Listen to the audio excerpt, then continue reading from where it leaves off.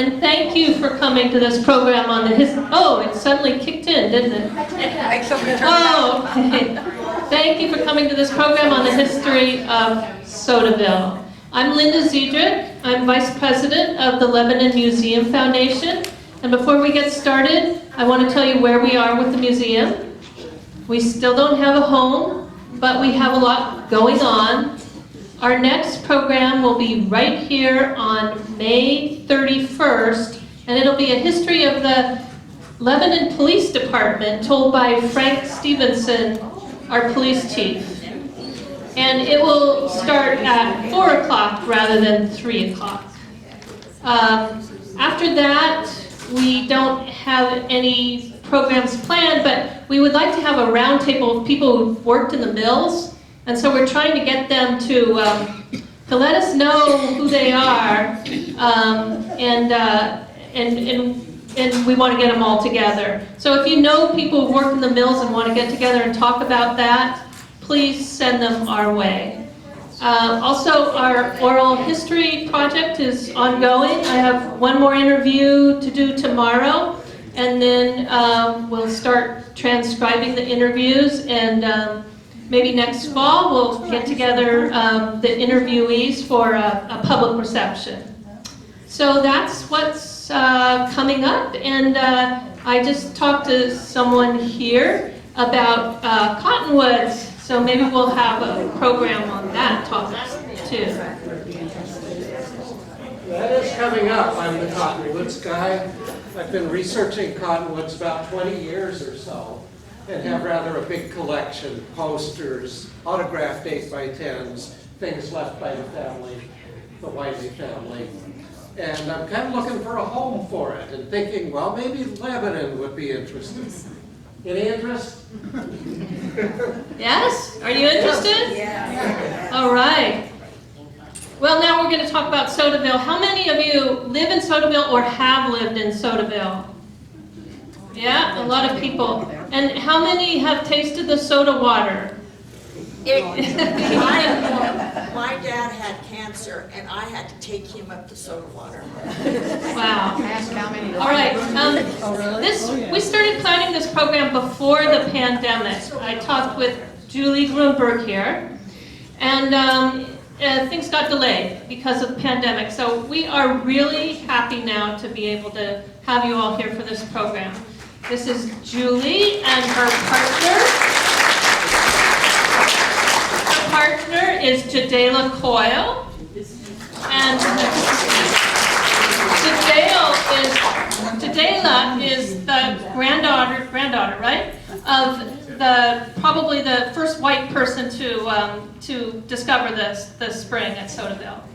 And Julie inherited a scrapbook from your grandfather, right? Your father, and that turned her into a Sodaville historian. So, who should I hand the microphone to first? Okay, remember you have to keep it close to your mouth. Okay. Hi. Very close. I have a loud voice you could probably hear, right? Okay. All right. Like she said, I'm Julie Harrington Grunberg, and I've always been interested in Sodaville history. I am sure that's because my dad's family arrived here in the year 1897, and he took great pride in Sodaville. The old homestead where I live now is about 2 miles from the old Sodaville school. Dad assembled a book about Sodaville, which took him years gathering information and photos, which I brought the books. He also compiled a book of all the students who attended Sodaville School from 1891 through 1962. Early in the 19th century, the Indian tribe called the Kalapuya Sanihams lived around the soda springs in and around what is now the town of Sodaville. They lived as far away as where I live now because my family has found many artifacts around there, which I also brought some today. In 1850, a great number of settlers came to Sodaville. There was a brickyard and a wagon shop. Thomas Summers ran a shop where he made and repaired guns. A little one-room schoolhouse was built in 1851. The seats were split logs, round underneath and flat on top, with pegs nailed in the end. The stove was a stone fireplace built on one side of the school.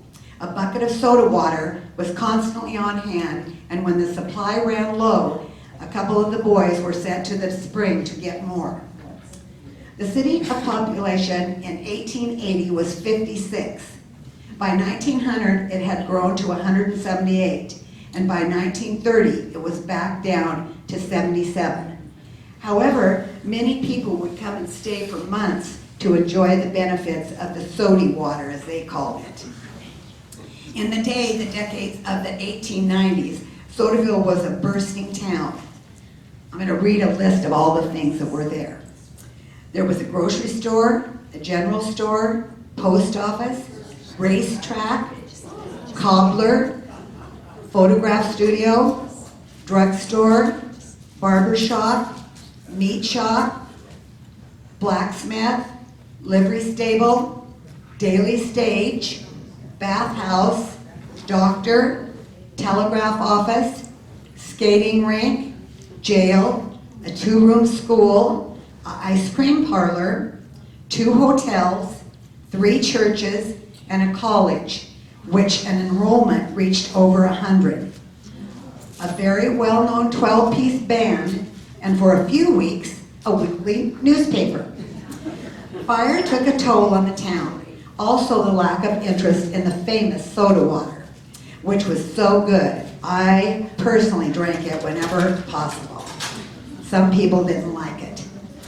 People would travel for miles to drink the soda water because they believed it could heal just about everything. I wanted to mention all these things because people have never known Sodaville was so popular in its day. The Mineral Springs College. Starting a school of learning or a college was the dream and ambition of several early settlers. C.W. Barzee and his wife Martha purchased the land and started the college on the land that was part of the original donation land claim of Thomas S. Summers. In the beginning, it was called the Sodaville Seminary. By the time the school was opened, they were so deeply in debt that they were forced to sell to the Cumberland Presbyterian Church. It was then named the Mineral Springs College. The classes taught were literary, scientific, classical, normal, business, theological, music classes, psychology, ancient language, French, and physical training. A medical department was added soon after.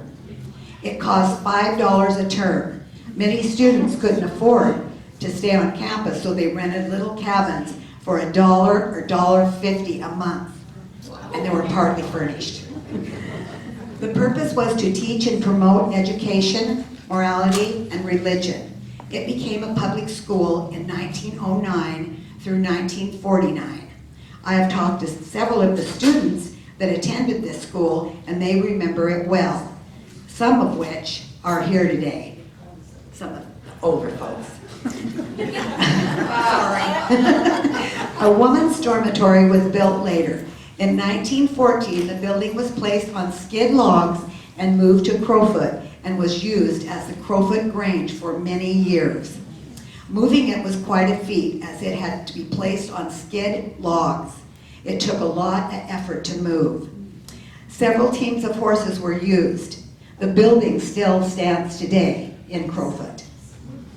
In 1908, the Ladies' Aid Society came into being when Mrs. Phillips invited the ladies of Sodaville to her home for tea. Over 40 ladies were present. They elected officers and committee chairmen. The Ladies' Aid Society of Sodaville United Evangelical Church was the official name. The object was to aid in the spiritual and moral welfare of the community and material welfare of the church. Dues were 5 cents a month or 50 cents a year if paid in advance. The children's farm home in Corvallis and the Lebanon Big Brother Farm were the recipients of hundreds of quarts of canned fruit and fresh fruit and vegetables. Many needy families received Thanksgiving and Christmas baskets. We are blessed to have received all the notes and minutes from 1908 until 1993. Reading through these journals, these ladies did much for their community. One of the outstanding ladies, Mrs. Alma Parrish, worked for the Lebanon Express and the Albany Democrat Herald, writing stories about Sodaville. She also wrote and kept track of all the young men from Sodaville who went off to war. She kept very good records of each of the letters. I was recently gifted copies of these precious letters that were written back and forth with the servicemen from Sodaville. Can't stop without mentioning the old Hale house. Andrew Hale started building the haunted house, as it was called, sometime before the turn of the century. It was considered one of the largest and best built houses in Sodaville. It was a 4-story house made from the finest materials. It had 2 floors, a full basement, and an attic. The only problem was that there was an exit opening into thin air that dropped 9 feet onto cement. On the second floor, there is the same with a 17-foot drop. Andrew was a spiritualist and built the house so the spirits could get in and out. He even had beds all in a row for them. An eyewitness said they even looked slept in. The spirits got the best of him, and he hung himself from an oak tree in the front yard. Not even a splinter is left of that spook tree as they cut it down soon after. The house is still there today, having been remodeled several times. It's a beautiful home. I would like to mention just a few things I remember about my growing up in Sodaville. I was born in the old Lebanon Library, which is now the teen center, and grew up in this little town. The population was a little over 100 then. Everyone knew everyone. When I started school, it was a 3-room schoolhouse. I had no more than 13 students in my class all the way through grade school, with a graduating class of 8. My brother and I, ages 6 and 7, walked to school 2 miles every day. And yes, it was all uphill both ways. In the snow, you know the story. If we were lucky, we would run into some of the other kids along the way. One of my most fond memories was going into Sodaville after school to play at the spring hall. The windows were all broken out, and we'd play hide and seek and spend hours running all over the grounds of the spring hall. And of course, drinking all the soda water that we would like. Another thing was a highlight was going to the dances that were held in the upper room of the spring hall. We would pay 10 cents, and that money would be used to buy 45 records. Our parents took turns being chaperones. Those were great times. I still like dances today. My best friend had a horse, and we would ride all over the hills of Sodaville, spending the whole day out visiting friends and enjoying the wide open country. Not a worry in the world. We would often stop by the little store and get a 5-cent soda and some of the wonderful penny candy. Growing up, my grandparents owned a 13-acre walnut farm.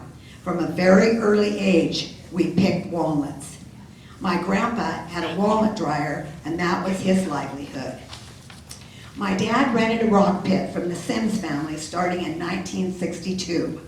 Dad and my brother bought it in 1977. They worked together until 1985 when Dad retired. The Harrington kids worked with their dad until this very day. It is the only rock pit still operating in Sodaville. I would like to thank all the people who have given me some of this information and who have shared the information with me. JaDala and I have put together couple of picture boards that we went to Dallas, Oregon, where her wonderful aunt lives, and they have a photo shop there, so we got these photos enhanced, and some of them are quite lovely. Also, JaDala brought a quilt right here from the Ladies' Aid prior to 1919 and given to her by her Aunt Dorothy, who is here today, which is an honor.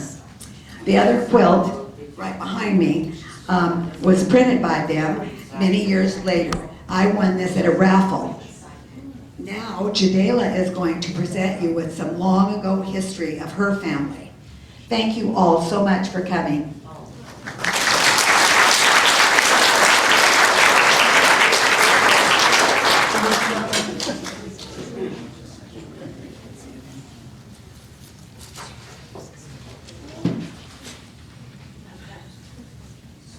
My story begins with Alma Parrish, a well-published historian for Sodaville and writer for both Lebanon Express and the Albany Democrat Herald until her death on January 19, 1959, at the age of 72. She was a family friend and neighbor upon the marriage of Ali Parrish in 1917. He, who had lived in Sodaville all his life until he passed away. They had one son, Jesse, who at the time of his mother's death lived in Sweet Home, Oregon. My personal family roots are the Coyle and Skeels families, also very much a part of Sodaville history, but in a more subdued way. Although not a prosperous endeavor, it is rich in heritage. Reuben S. Coyle, a member of the Oregon Constitutional Convention, was my great-great-grandfather on the paternal side. He was an original signer of the Oregon Constitution, now located in the McLaughlin House in Oregon City, Oregon. His grandson was my grandfather, Jerry J. Coyle, who in turn was the father of my dad, Alton J. Coyle. Reuben S. Coyle was also the original founder of the Sodaville Mineral Springs when his cattle strayed from his donation land claim west of Sodaville of 640 acres, or a square mile. An eastern boundary was about a mile west of Sodaville, currently known as Hazen Lane. Reuben was one of the first white settlers to come to the Sodaville vicinity to live.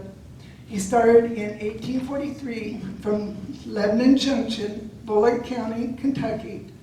He married Mary Hannah Carroll in Illinois. Reuben, Hannah, and her father, after crossing the plains with an oxen team from Illinois, arrived in Sodaville in 1847. William Clem was also arrived in 1847 and settled on a donation land claim, known in my time as the John Spiesel Place. Also, Lester Lee arrived, and his donation land claim was the Kenneth Duttenhaver Place. Reuben raised cattle, steers, by grazing them on his donation land claim and surrounding areas, and when they were marketable size, drove them to California country to sell. One such time, while looking for his cattle, which had strayed from his home east of Sodaville, he noticed a bunch of cattle drinking from a spring on a hillside. He drove on horseback to the spring and found effervescent, pungent mineral water bubbling out of the surrounding hillside, where the rocks were crusted and rusty in color. Being thirsty himself, he took a drink. It had a very unusual taste, and at first believed it to be poisonous. Soon after finding the Sodaville Springs, he, Reuben S. Coyle, Thomas S. Summers, Lester Lee, Mr. Berge, Mr. Carroll, and Mr. Usher cooperated in building a 4-rail fence around the spring that cattle might not trample down. However, the deer continued to jump the 4-rail fence to drink the water, as well as other animals, birds, etc. Thus, it was determined to be treasured water versus poisonous. Later, people thought the spring to have other medicinal value. so the 4-rail fence was destroyed and a new board fence was erected, along with an octagon-shaped shed with seats under it for public convenience. 1 year after Reuben S. Coyle settled in 1848, Thomas S. Summers and his wife came to Oregon country from Iowa. They also took a 640-acre claim near Sodaville. Then 1850, a great number of other settlers came to Sodaville. In the following year of 1848, the spring ground was found to be included in both Thomas S. Summers and Philister Lee's land claims. It became involved in a lawsuit which lasted 19 years. Philister Lee then carried the lawsuit to Supreme Court in 1867, lasting another 4 years. The results being a defect in the claims made out by Mr. Richard Chettle, who was teaching at Sodaville School at the time. Thomas S. Summers finally won the lawsuit on May 4th, 1871. Thomas S. Summers immediately deeded the ground, Block 8, to the people of the state of Oregon, this being the first Oregon State Park. In the same year, 1871, the land site was laid out under the direction of Mr. Summers, and a charter was given to Sodaville by the state of Oregon. By doing so, it made the town a square mile circumference with a pavilion, an open shed with a shade roof built over the mineral spring. The floor was laid brick with benches around the perimeter. The mineral water was dipped from brick shallow wells. The Sodaville mineral spring was first taken care of by Linn County, who secured an appropriate of $500 for expenses from the state of Oregon. The Sodaville Mineral Spring Hall, as I knew it when I was growing up, was constructed in 1891. Housed in the building on the second floor was Thomas S. Summers' home. The sunken cement basin into which the water was piped was built into the lower floor. The premise was turned over to the town of Sodaville in 1901, which received another appropriate of $1,000, also used on the building. Thus, the original Spring Hall building was erected and was the second spring building on the lot. In 1921, a third appropriation of $800 was received and spent shingling the roof, painting the building, and repairing the tanks. In 1933, the fourth appropriate of $300 was given to the Sodaville Springs to be used for improvements. In 1929, the people of Sodaville put up a monument in honor of Thomas S. Summers, who had deeded the land to the people of the state of Oregon. This monument still remains today. 1947, the spring and the city block were officially designated as the Oregon State Park, the first of two in Linn County. Cascadia being the second Oregon State Park, and Waterloo, another mineral spring park, belonged to Linn County. At the time, Alma H. Parrish's newspaper article, Data Known, there was a modern 3-room school, a store, and a church. Also at that time, Sodaville had retained its corporate status for 74 years. Years later, 1960s, the Thomas S. Summers 1891 Sodaville Spring Hall on Mineral Spring, which vandals had heavily damaged while partying and had been found to have fecal matter in several spring water tests. The Oregon State Parks Division considered restoring them. After assessing the cost, they abandoned the idea. The building was razed in 1970 by the Oregon State Highway Department, and the contaminated spring was posted as impure for consumption. Today, the Spring Hall, built in 1970, is just a small plain building. The State Parks Division retained the concrete floor and concrete walls on the uphill side of the old building for a terrace platform on mineral spring waters. A second building replacing Thomas S. Summers' home was erected, which houses the City of Sodaville office.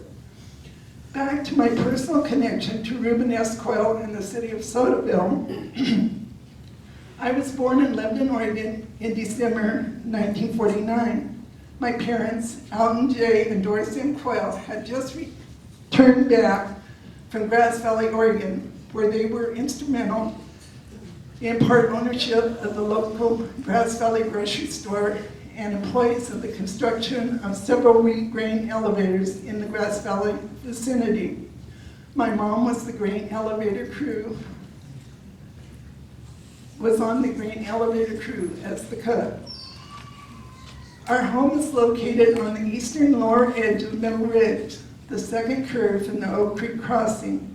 My grandmother, Grace Audrey Skills, born in Springfield, Oregon, March 28, 1901, and her parents moved from Springfield into the same house as a child when Wallace Hiram Skills, her father, my great-grandfather, purchased it in 1913 from the Ushers donation line claim. There he raised registered Jersey dairy cattle and sold the milk to a company who bottled and distributed it into local grocery stores. My grandmother, Grace, and her only other sibling, Gladys, attended the Mineral Springs College after it closed and was resurrected as the public school. She, Grace, attended from age 12 through the 8th grade, which at that time was equivalent to a high school education. Most students did not continue on with their education because of the need to help with family households, farms, and chores. In my grandmother's case, she was the eldest of 2 daughters, and it is believed she was required to stay home to take care of her mother, Nellie Smithson Skills, who had pernicious anemia. On June 21st, 1919, my grandmother, Grace A. Skills, on my father's side, married Jerry J. Coyle. They were married in the parlor of her parents' home, Wallace Hiram and Nellie Smithson Skills. Nellie's history was part of the Smithsonian Institute legacy.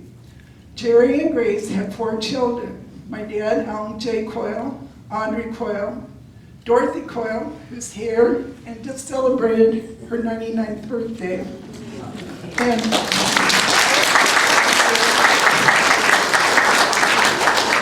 And Bernadette June Coyle, my aunt in Canada, just celebrated her 93rd.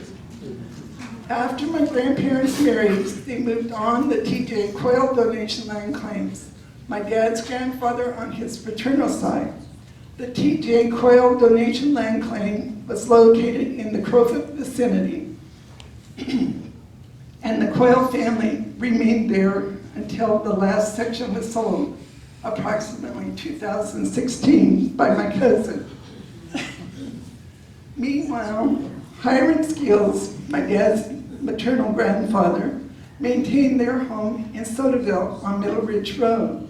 He and great-grandma Nellie Skills moved into the town of Sodaville and ran the old Sodaville store on the hill and lived in the back.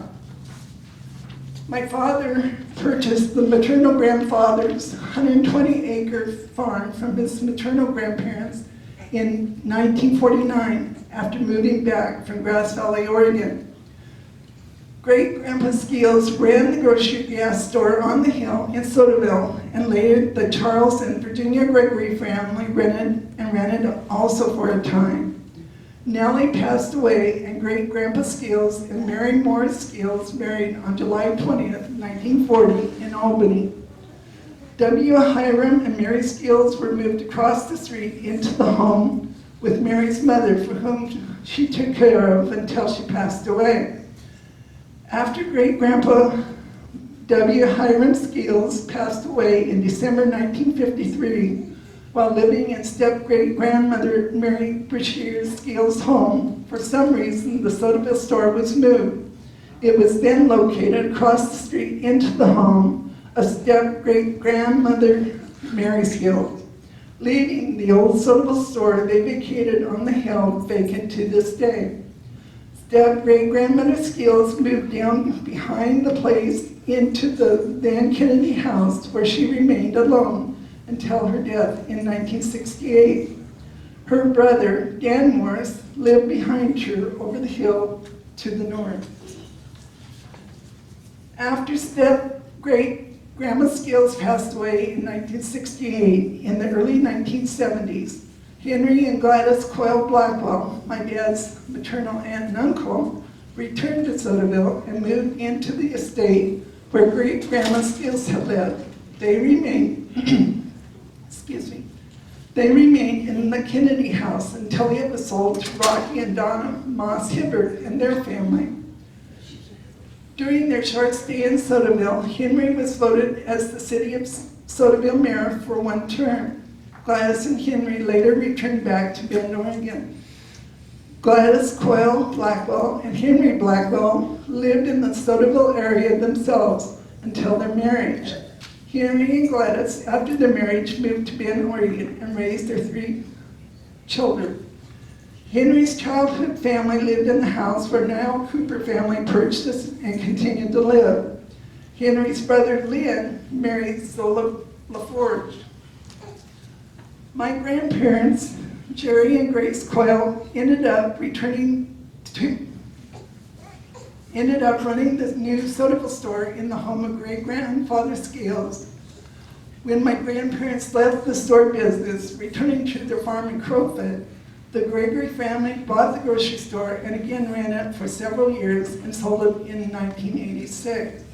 It continued as a store until it was converted back into a residence approximately 2012, as it is today. My father purchased his grandfather's farm, W. Hiram Skills, 120 acres on Middle Ridge in 1949 for $9,000. After moving back from Grass Valley, Oregon, at which time I was born and raised in the Wallace Hiram Skills home, now my parents' family home. I had 2 older brothers and a younger sister. We as a family remained on the Middle Ridge farm until we siblings had families of our own, but our parents continued to live there. My mom passed away in 1996, and Dad, out in Coyle, continued ownership, but moved on up the hill into another home 3 miles away where Grace and Jerry Coyle had lived in an interim period after returning back to the area themselves, having lived in Bend, Tumalo, Grass Valley, Newport, and Medford areas, while my aunt, Verna June Coyle Tucker, was growing up. Approximately 1952, Grandpa and Grandma Coyle built their home again in the Crowfoot area and lived there until Grandpa Jerry passed away in 1980 and Grandma Grace in 1983. Alton, my dad, remained in the home on top of Middle Ridge for several years and later moved into the city of Lebanon, traveling with his female companion to numerous places throughout the United States and passing away in Arizona in 2019. My dad, Alton J. Coyle, while living on the William Wallace Hiram Skills place, made his living as a small farmer, raising Hereford cattle, sheep, and selling firewood. When anyone needed a vet for a sick animal, he was called upon to administer vet tasks, such as help pulling with the delivery of a calf, minor injuries, etc. He worked at the Lebanon plywood mill from the origin until he retired in 1975 to supplement his farming operation income. After he moved from the family home in 1997, he rented out the house to my sister and her family until they returned to the Mount Angel area approximately 2003 after she became ill, passing away in 2005. The house was rented to other tenants. Meanwhile, my 2 brothers maintained the farm, haying and raising cattle. My youngest brother passed away in 2006, and my oldest brother continued farming until he became ill and passed away in 2017, leaving me as the only living sibling. Meanwhile, my significant other and our son Tyson moved into the estate home of Jerry and Grace Coyle in 1983. My dad ran the farm as well as his own. The home is technically in Sodaville area, but part of the T.J. Coyle donation land claim, which back-to-back boundary with Wallace Hiram Skills Place, the Usher donation land claim. Myself, my significant other, father of our son, Tyson, born in Salem, Oregon, March 1979, remained in Crowfoot until June 1992, when we purchased our own home in the city of Lebanon. In April 1969, I started to work for the Department of Human Services and was promoted in 1975 in La Grande, Oregon. I requested transfer to Lebanon in 1977. I was granted transfer December 1977, living in the Sprague House across from the new Sodaville store for 1 year and various other places in Lebanon. Continuously working for DHS, where I remained until retirement after 30 years and 8 months in December 1999. After a 6-month hiatus, I returned to work again for DHS, Lebanon, Albany, and Corvallis offices, and Council of Government of Lynn, Benton, and Lincoln County in the Toledo and Albany offices. This was seasonal part-time, usually about 6 months duration for the next 10 years with a 2-year break at one point, and finally left employment in June 2012. From my childhood, there are so many names from donation land claim days to present day living that I am related to or family friends, and with so many collaborating stories. We have collective relationship with the Hazens, the Coopers, the Blackwells, the Grays, the Carrolls, the Patricks, to just name a few. For me, it is hard to report only on the Sodaville area, as the only thing dividing it and Crowfoot was the school district line of the now Hazel Lane, as our family donation land claims straddled both areas.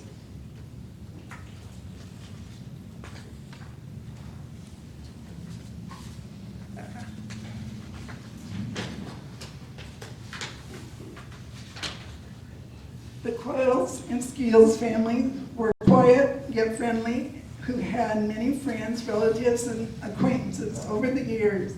1847, upon Reuben S. Coyle's arrival in present day. Sodaville has always been a part of Skeels and Coyle life and history. They contributed in many areas in addition to already mentioned items. For example, the school board, with both my parents taking part, my mother being the first female president at the time of my 8th grade graduation from Sodaville Elementary in 1964. She was secretary of the city of Sodaville under the direction of Mayor Ralph Stern. My grandparents and great-grandparents were very much involved in the Sodaville Evangelical Church, where I was awarded my first Bible. Wallace Hiram Skeels, my great-grandfather, built numerous buildings and homes in the vicinity of Sodaville in his later years. My nephew, Jason A. Coyle, son of my oldest brother, and his family have purchased and is living on the family farm on Middle Ridge property. His great-great-grandfather, Wallace Hiram Skeels, purchased in 1913. In 2015, Jason applied for and received the Century Farm Award, and the Skeels Coyle families were recognized at the Oregon State Fair.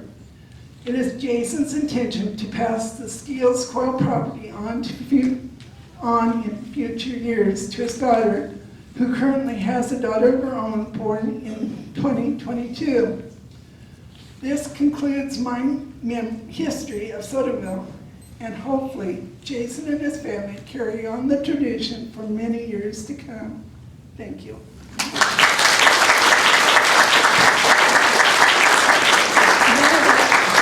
Now I'd like to introduce my Aunt Dorothy, and she's going to tell about the activities and fun they had when they were kids.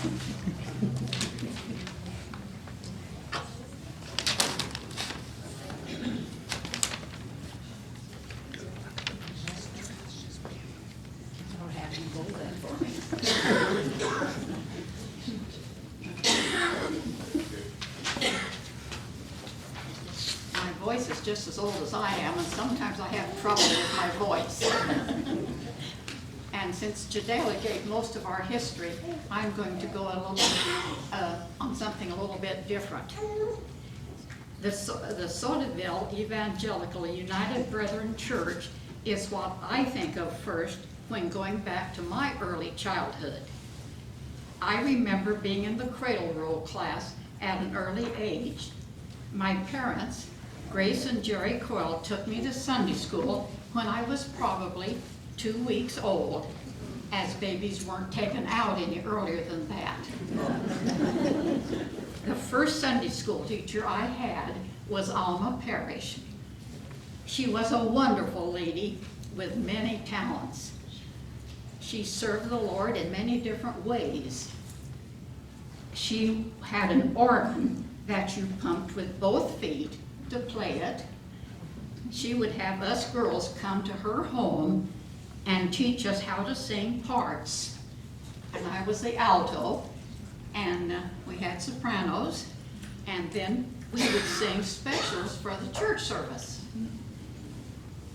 She had a husband, Ailey, and had a son, Jesse.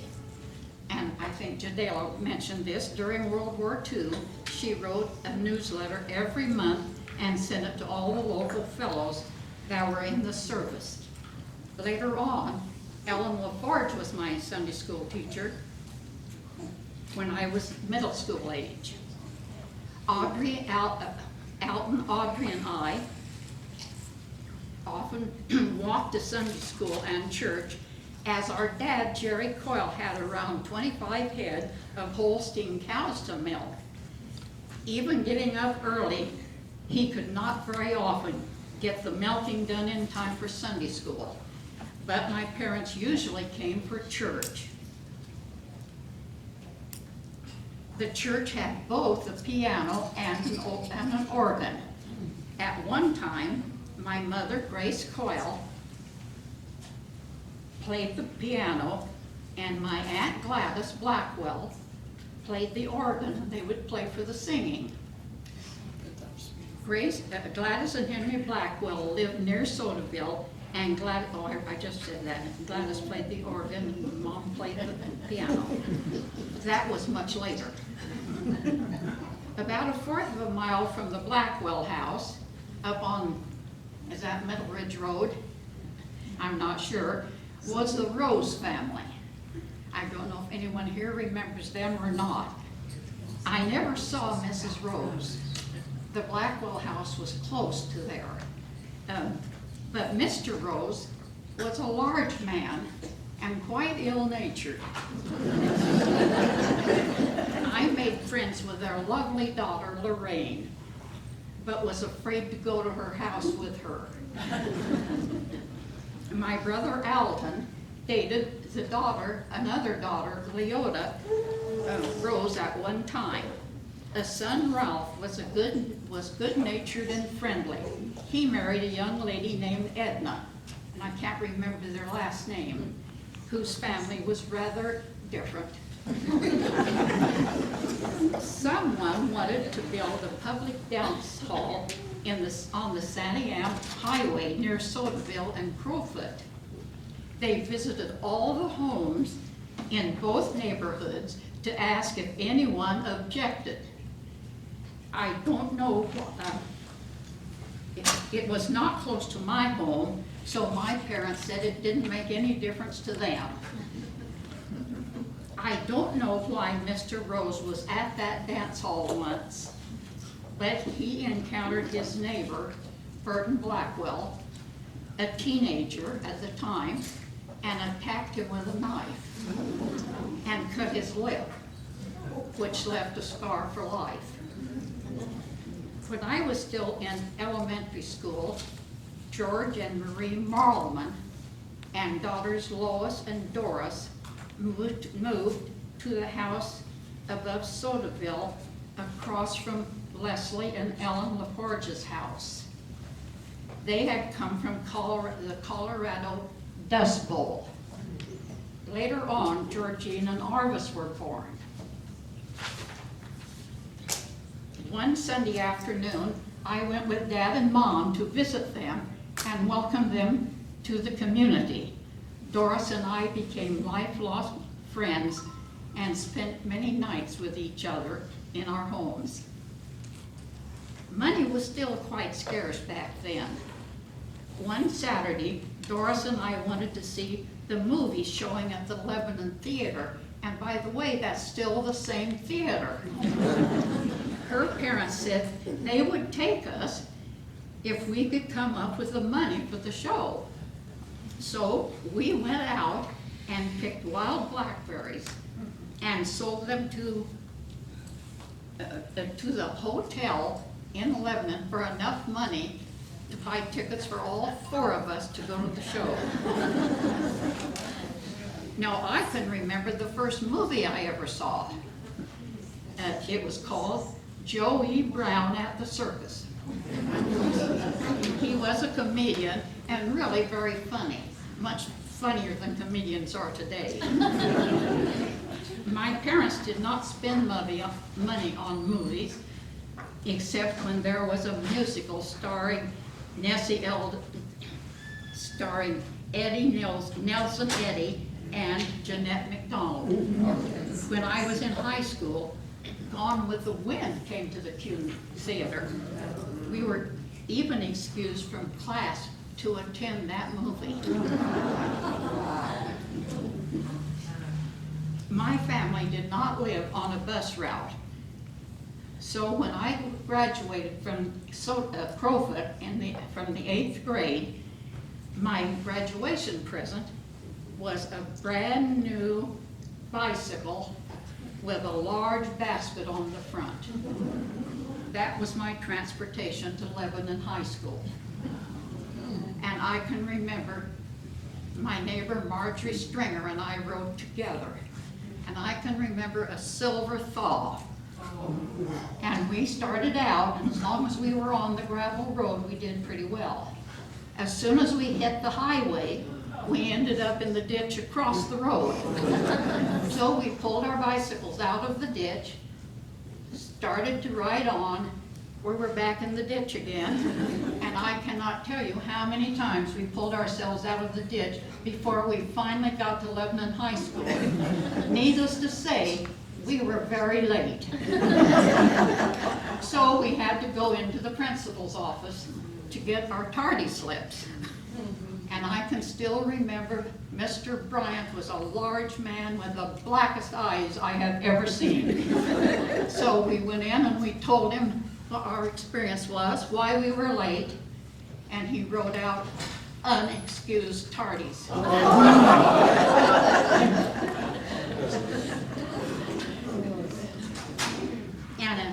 And because we did not live on a bus route, sometimes in the wintertime, I would go stay at my grandfather, Skeels, at the Sodaville store because the bus picked up the students there, and then I would stay with him.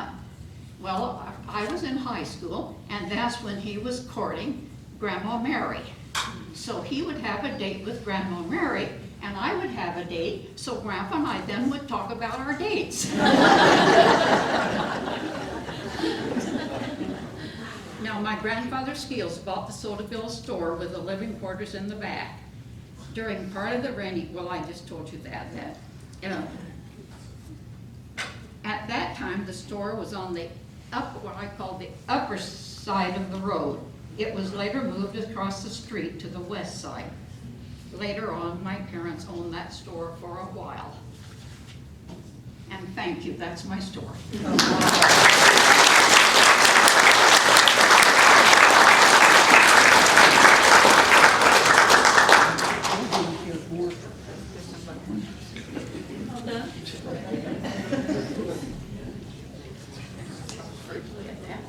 Do we have any questions, comments, or stories to share?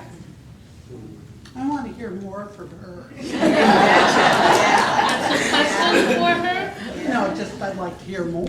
About what? All this, it's fascinating. Oh, you guys are good too. Well, if you have any questions, I would be happy to answer them. And, you know, I might not remember everything exactly the way that happened because my mind is as old as I am.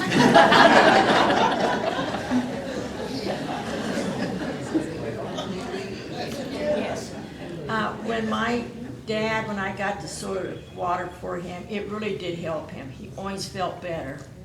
Well, I don't know, maybe that's why I'm 99 years old, because I would work in the hayfield all day long, either shocking hay or throwing it up on the wagon, and then would walk the 1.5 miles to Sodaville and drink 3 or 4 big glasses of soda water, and then carry home several jugs for the next day. So maybe that's why I'm still here at 99. And lots of people.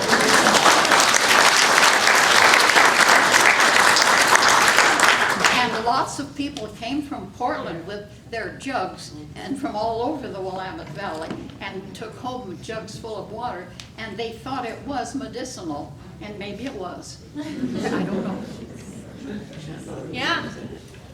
Yeah, can anyone here, do they know what the composition of the mineral water was? What were the particular minerals that were in it? Does anybody know?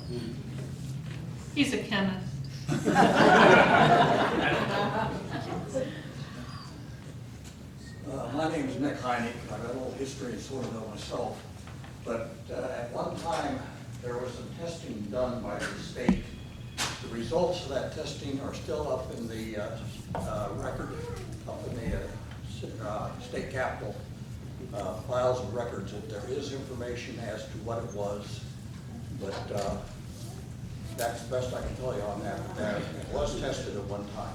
In Dad's book, there's the, I don't even know what it is, but it's all the, Yeah. I don't know, composition. Oh, I don't know what it's called. But anyway, if anybody's interested, they can look. Then when I had my own family, I would take them back. We would go back to Sodaville, and I was telling them how good that soda water was and how I could drink so much of it. And I had 3 children, as they tasted it, they spit it out of their mouths.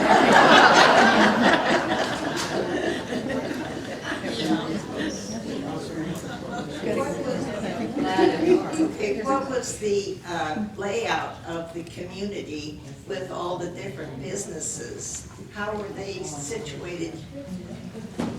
Well, there was kind of layers. There were sort of, it was kind of in layers. There was the lower layer where the old evangelical church was, and then quite a few houses, and then you had to go up the hill, and then there was this other layer up there, and the Soda Springs was on the top level. And the college? Now, that was way before my time. That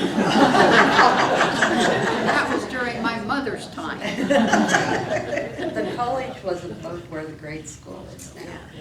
Up in Free Lane, up there. Yeah, Oh, 3 miles.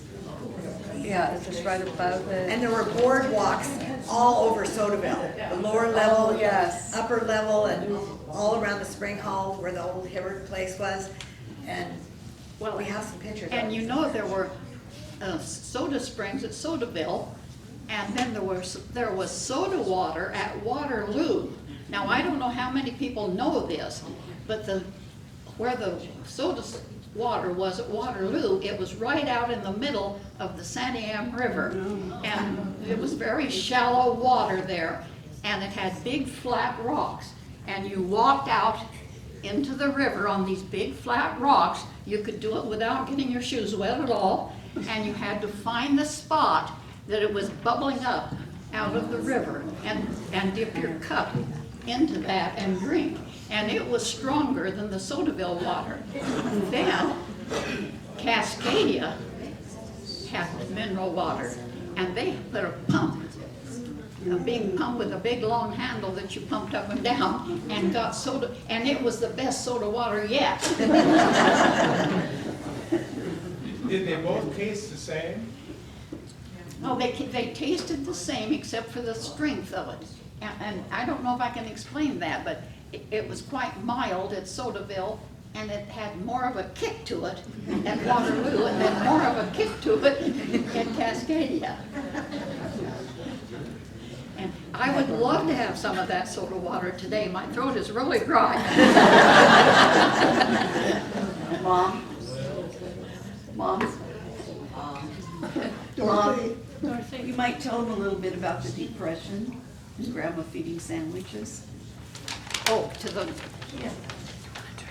Yes. Well,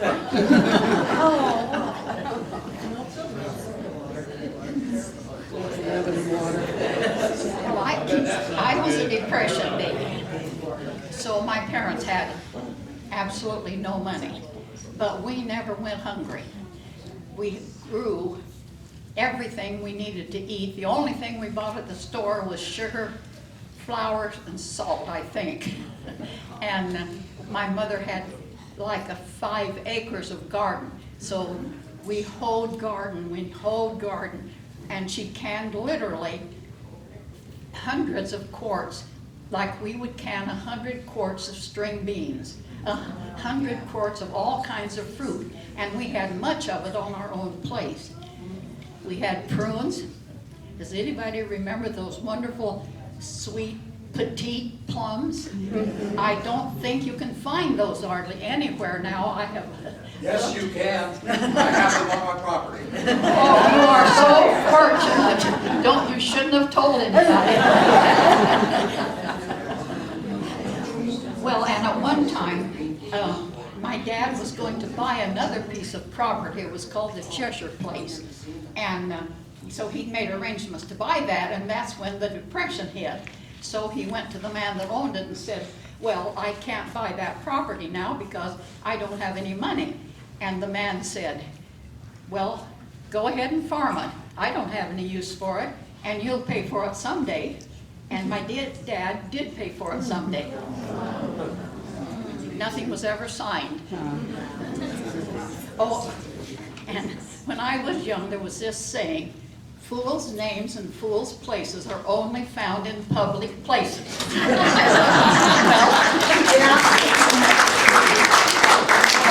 That Sodaville Spring Hall had a lot of kids' initials put in there. Well, I did not put mine there for many, many years. Finally, one time I gave in, and my initials are on that, in that old spring hall. It's not there anymore. I know. It's been changed.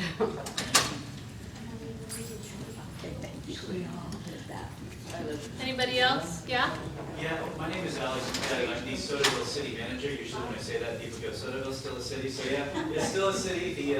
The concrete pit where you can get the water is actually still there. So if you all need something to do on a weekend, come by Sodaville City Hall. Really appreciate the museum and the presenters for putting this on. Thank you. Thank you.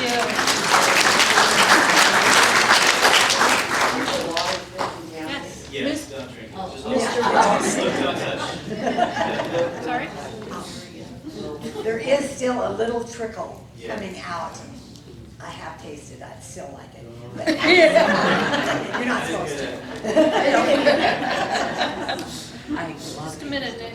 Mr. Ralston was one of the founder of Lebanon. He and his horse and buggy was out at Sodaville. And by the old store, you have that hill. Well, as he was going on the street above the hill, and a car came by, scared the horse. Him and the buggy and the horse went over the embankment, and he got a cut from a piece of glass and wound up dying. So one of the founders of Lebanon has that tie to Sodaville. It just happened. Nick. Yeah, I have one question that I would really like to know. My name's Nick Heine, and I live in the old stage stuff right there at the corner of Spring and Vine. I have heard at one time that Lebanon was in consideration to become the state capital of Oregon, or Sodaville, yeah. And I was wondering if that was true, that was what I heard. If anyone can confirm or deny it, I would sure like to know. Yes, it was going to be the state capital. But then they had so many fires that actually about half of the town burnt down because there was no way to put the fires out. The people got there, and it was practically halfway burned. So, but they're in my dad's book, it's documented, so. No fire department back then. No fire department back then. Yeah.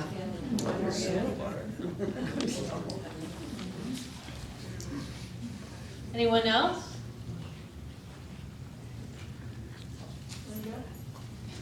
I don't know if anybody mentioned it, but Mineral Springs College, when the college closed, it actually merged with 2 other colleges to become Albany College, and Albany College is now Lewis and Clark College. So, I didn't know that. Did everybody hear that? When Mineral Springs College was no longer viable to continue as a college, it merged with 2 other colleges. One of them, well, they became Albany College, which is over where Bureau of Mines is located over in Albany. That was Albany College, which then became Lewis and Clark College and moved to Portland. So the college didn't cease to exist, it just merged and it's now Lewis and Clark. Nice. Thank you. Anybody else? Yes? I have a question. How many of you people here that are from Sodaville that went to school at the old college? I didn't hear the question. Who went to the- went to school who went at to the s- old college? Raise your hand. The old college, up on the hill, before the new, what they call the new school. 3 people.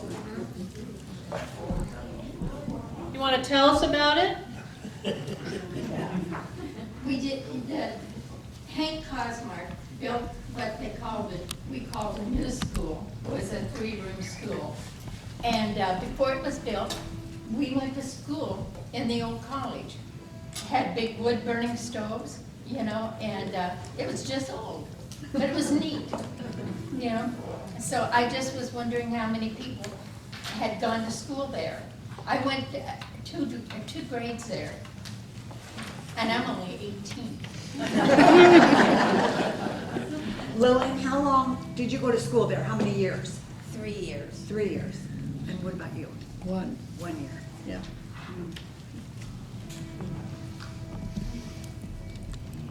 Harry Truman of Mount St. Helens, he lived in Sodaville in the late 1940s. Really?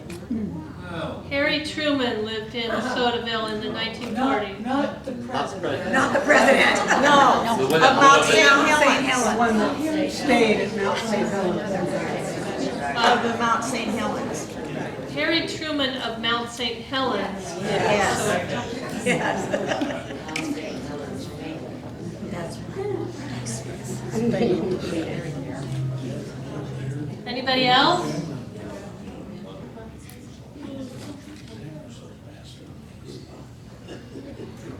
Well, then I'd like to thank the Lebanon Library for hosting us today.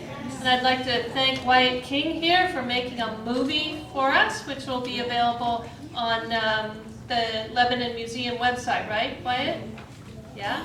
And I want to thank our speakers for so generously sharing their time. And I hope you look at all their pictures and quilts before you go. And thank you all for coming.